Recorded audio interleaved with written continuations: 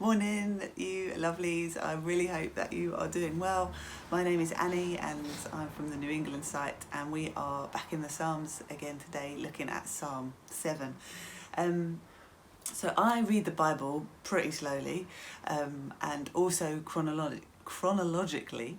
And one of the things I like about that is getting to the Psalms, because I get to read a bit of the main story and then I get to read the Psalm that goes with it. So when it's all going well and there's victories and the battles are being won and it's all going good, the Psalms really reflect that, and they're full of joy and praising God. And then when the story isn't going so well and there's sin or there's loss or defeat, the Psalms reflect that as well. And I love that real-time insight into the writer's highs and lows of life, the reality of life. Don't get me wrong, I wish it was all highs and no lows, but that isn't my experience, and I kind of find it comforting that that's not the writer's experiences either. And today David is having a low, and this particular psalm is a lament. David's been bad-mouthed by someone, he's been slandered, and he's in bits about it basically. But as I've looked into the psalm, I think he laments really well, and I want to draw out a few things of how he does it, because in reality we all have laments and I want to learn to do it well. So that's where we're going. The psalm opens with, "O Lord my God, in you do I take refuge." And I love that, because David starts his lament singing about his confidence and his trust in God. Because the truth is, whatever situation we find ourselves in, we will never trust in God or rely on God in vain. We will never be wrong to trust him. We may be shaken, but our rock does not move. And I love that David knows that, and he starts with that. That's his opening lines, trusting in God. Off the back of that, David goes straight into asking God for what he wants. I'm not always good at that, and my kids aren't always good at that. They'll often come at me, "Mum, so-and-so stolen my teddy," or "Mum, they're not letting me have a turn." And more often than not, I say to them, "Okay, what do you want? Tell me what you want." Partly because I don't like being moaned at, but also because I love them and I'm for them and I want to give them what they want. And David is brilliant at that. He leans into God, and he asks for what he wants. He knows what he wants. There's something about pain that I think really highlights what you want, what you need. And David doesn't mince his words. He asks God, and we can do the same. We can be honest and real with God and ask him for what we need. And then next bit, David says, "Lest like a lion they tear my soul apart, rending it in pieces with none to deliver." And this is where the feelings come in. This is the bit that I'm good at. And this is the bit, to be honest, I normally start with.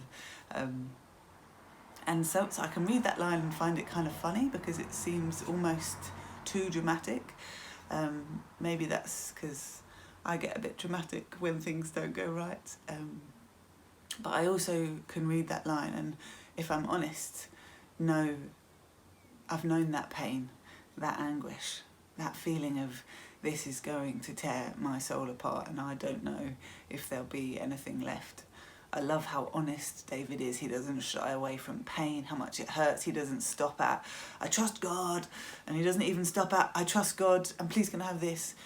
He trusts in God, he asks for what he needs, he's desperate for, and then he pours out his heart and his pain to God. And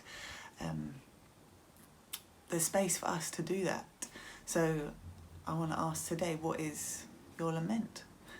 What do you need to bring to Jesus? We have a whole range of them. I was thinking of a hob. We have the little kind of front burner laments that are fairly little and they blow up quite quickly and then generally resolve quite quickly.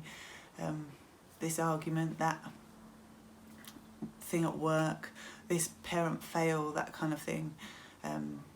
The littler laments. Then we have the big back burner laments that are the sorrow and the pain is real and they're rumbling on in the background all the time, and we have to be careful where and when we look into them, because they hurt quite a lot. And yeah, I know I've got them. This particular sickness or this ongoing infertility, not personally, but carrying that with friends, and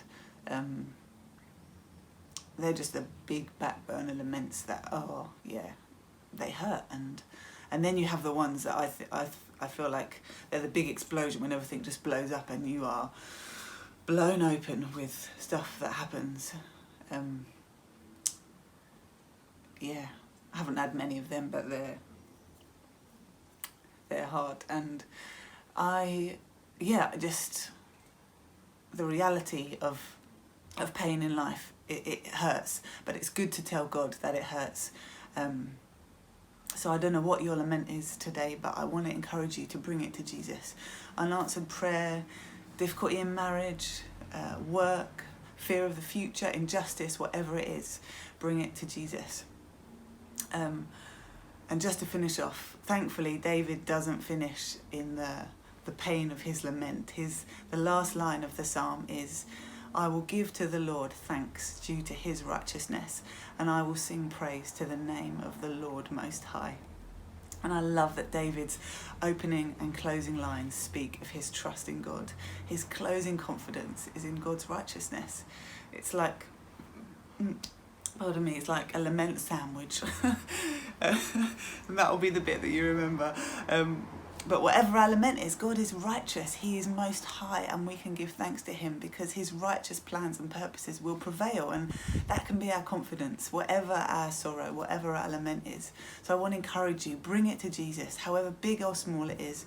Trust in him, have confidence in him, tell him what you need, be honest with the pain, and keep your eyes fixed on him. Let him be your confidence at the opening and at the close. Amen.